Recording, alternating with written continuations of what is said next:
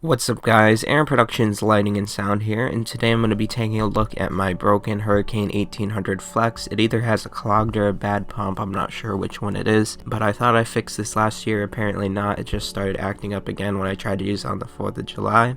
So I'm going to be taking it apart and seeing if we could fix it here today. So before we even take this apart, let's talk about what can go wrong with this one. So here's our DMX board. Now this actually controls this button right here, as well as the DMX and the remote control. So if that board goes bad, there's no way to trigger this machine at all. And one of my other machines had this board all corroded, so I had to replace that board. I thought it was the main board, wasted $80 on that for just to sit for a part. So check that board, make sure it's not corroded, because if your machine isn't going and it's heating up, then that means that there's something wrong with that. So if your machine is heating up and the pump, you can hear it going but nothing's coming out, you're going to want to check the tube that runs from the tank up to the front part of it. This one actually had a broken tube because of all the heat and stuff. The plastic breaks down, so it just broke in half, and obviously nothing was going to come out, so I fixed that, and then it started working, and then it stopped working like it is today. So really for this machine, all the guts are in the front. The only thing in the back is the main board and the tank. So like the pump, the heater, and the thermostat are all in the front of the machine. That's where you want to check first. So let's take it apart. So as you can see in here, there's our heater block, and right on the front of it there is our emergency cutoff if it gets too hot. Back here is our pump, which also has the thermal cutoff on it. There's that tube that I had to replace. The stock one isn't blue, and then that just runs through this little conduit thing here.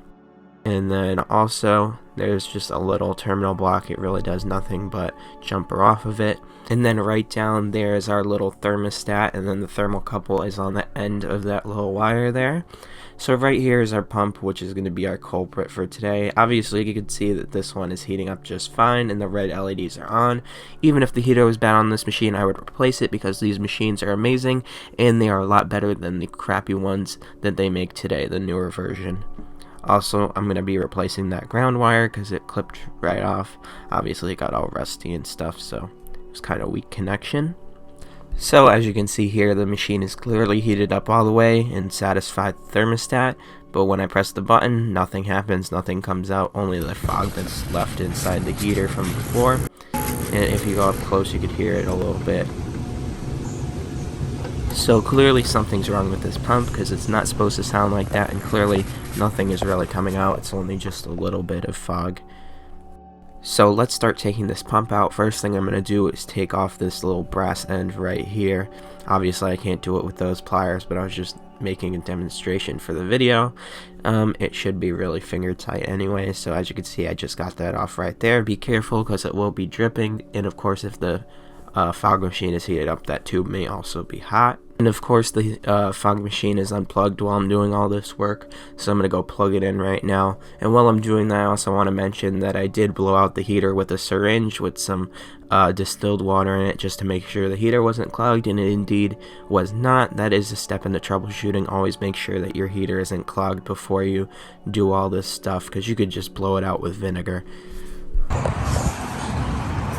So as we can see here, when I press this button, the pump actually is making that little sound, but no water or no fog fluid is coming out at all. So that suggests there's something really wrong, and I should be taking this apart, because it definitely is getting power. So I did go ahead and remove the heater block here. It was only 6 screws on the bottom, and it gives me a lot better access. And then I'm also going to fold back these tabs that hold in the wire harness and the tube. So I'm just going to fold these back, and then there's also 2 screws right there on the pump housing that allows you to take it out easily as well. So here I'm just going to cut these zip ties off and knock everything all over the place, because I can't get this out of this little housing right here since it's held on. So I need to remove the tubes from it. And then here I am removing the 2 screws that held on that little pump bracket assembly. And there's our pump, so now I could have a better look at it, and it's not in the machine all cramped up inside.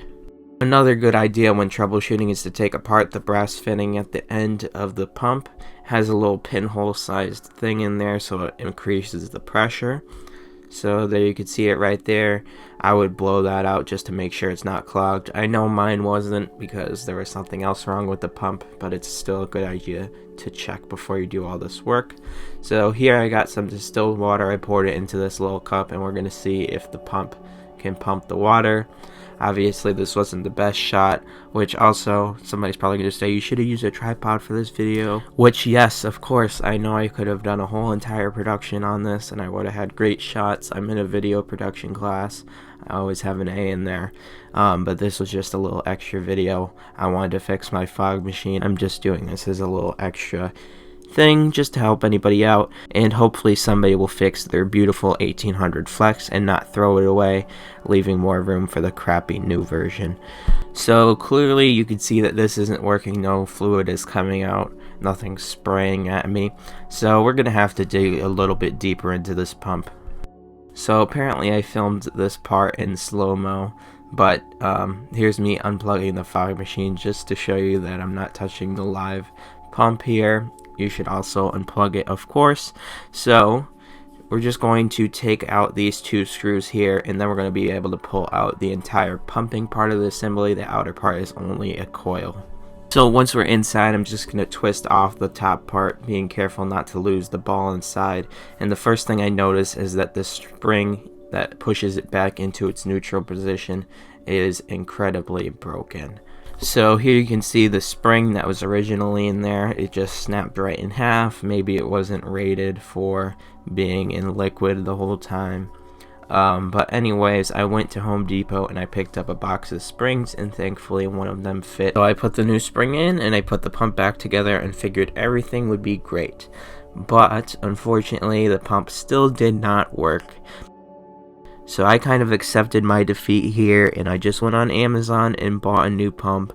It was only $12 I think, but it did take 3 weeks to get here, which isn't that bad, but if it was near Halloween, that would be terrible. So make sure you fix your stuff a long time before the season starts. I also just wanted to show here that the pump is getting 120 volts when it's not working, because this does use a triac for controlling the pump. You don't know if the triac could be blown, because it's not like a relay where you could audibly hear it clicking. But anyways, here's the new pump. So I'm just going to put that inside that little bracket there. So here you can see our tubing. So all I'm going to do with that is take our fitting right there, and then we're also going to take this little rubber grommet and we're going to put that over the end of the tube, and that's going to compress and make a tight seal. So now I'm just going to screw our pump back into place with the two screws right at the top, because I think it's just going to be easier to work with. So there we go, I put the two screws in. Now I'm just going to place it down. Obviously the heater isn't in place yet. So the first thing I'm going to do is put that little thermal cutoff inside the pump housing. You can glue that in, but I think it's just going to stay in there fine. And then I'm going to put my two terminals on there. I don't think there's a polarity because this is obviously AC voltage, so it's going to be alternating the whole time. And it's not like it's three-phase or anything where it's going to affect the direction of it. So here I'm just putting the spade connectors on there, and there we go, all done with that. Our pump is in there.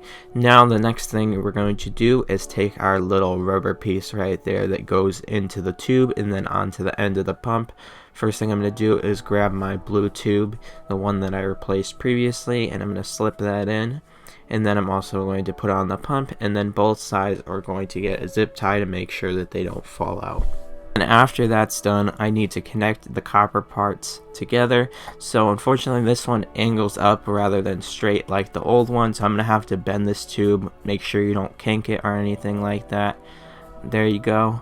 So I kind of had to bend it a little bit. It shouldn't affect it at all, but also make sure that it's able to clear the case when you put it back together. Now I'm going to test it, so while I'm doing that, I'm just going to put a little syringe with some fog fluid and make sure that I squirt it on when I trigger the pump, just so it's not running dry. And as you can see here, she's as good as new, pumping out a ton of fog. Not sure if this pump is better or worse than the other one, but it's definitely a lot better than it was when it wasn't working. So all that's left to do is for me to put all the screws back together. So here's me putting it back together, and obviously you could see I fixed that ground wire, and there it is. It's all set, ready for this year. Thank you for watching this video.